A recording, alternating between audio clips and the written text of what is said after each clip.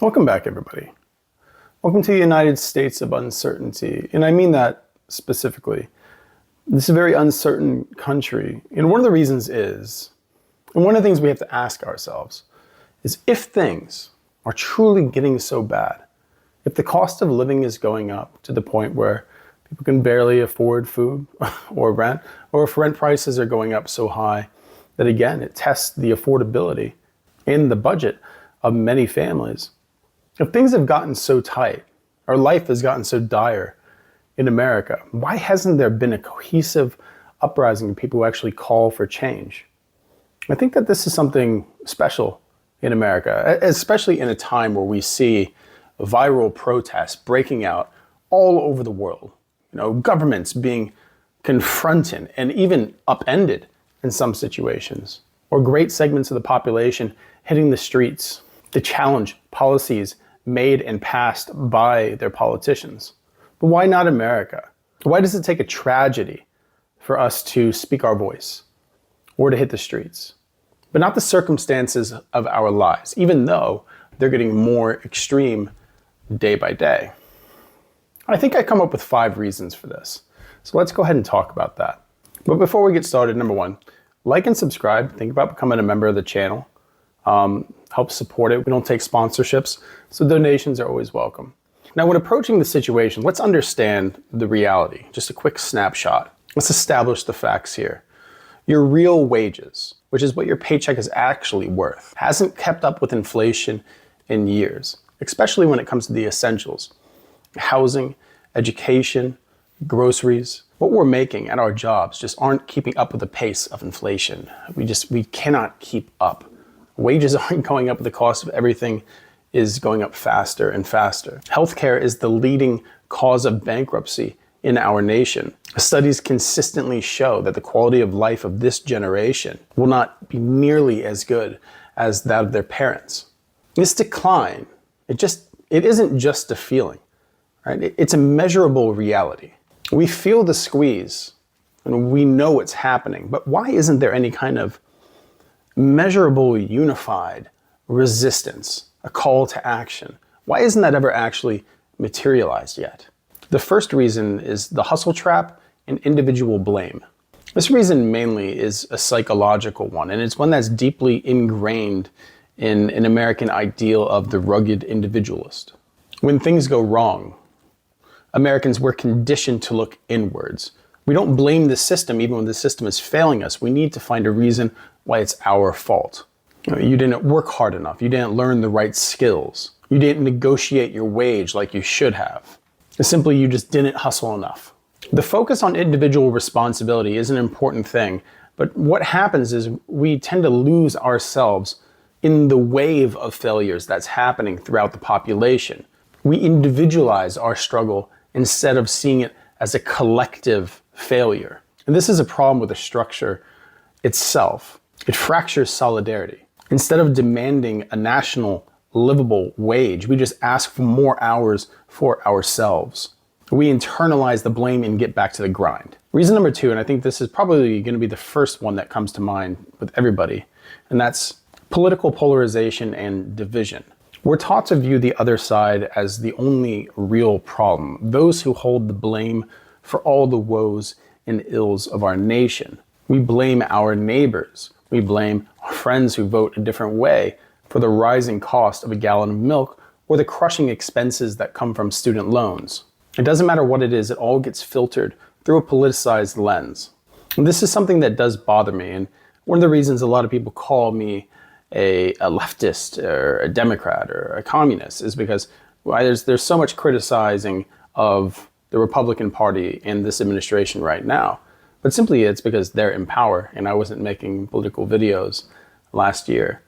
When our side is in power, we tend to downplay any of the negative effects that happen due to their policy choices, and we amplify our concerns and blame on our opposing side when they're in power. Now, that's not to cut away any blame from this administration. I think anyone who's watched my channel knows how I feel about them in general, but just typically what we've seen over my lifetime is that if the other party's in power, we blame them entirely while ignoring the structural flaws that affect us all.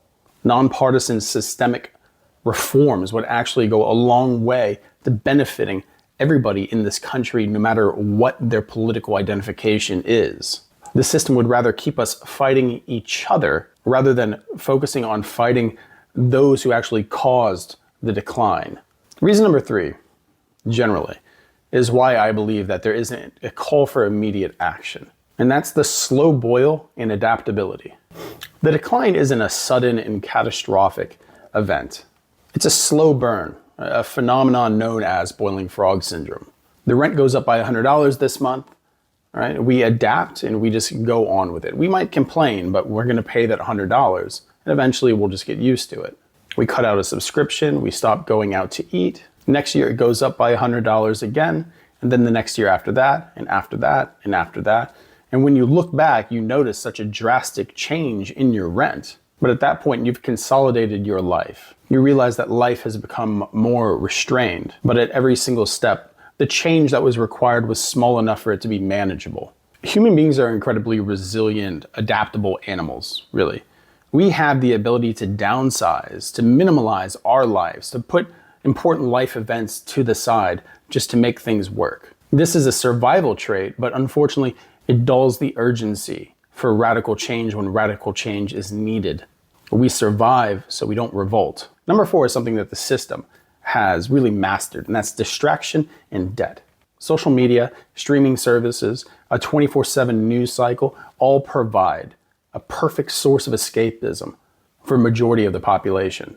When we're overwhelmed or the problems of life have really gotten to us, it's easy for us to just sit down and binge watch a new show that's just come out.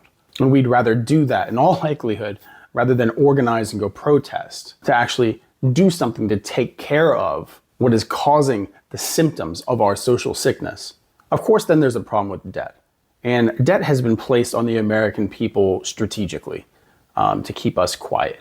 When you are just one missed paycheck away from disaster, from losing everything, then security and stability mean more than protest. Taking a risk at losing your job or getting arrested just becomes something that you cannot deal with, because if you were to miss work and lose your job, or get arrested and not be able to go to work and lose your job, you risk losing everything. And that's why debt is a powerful silencer of dissent.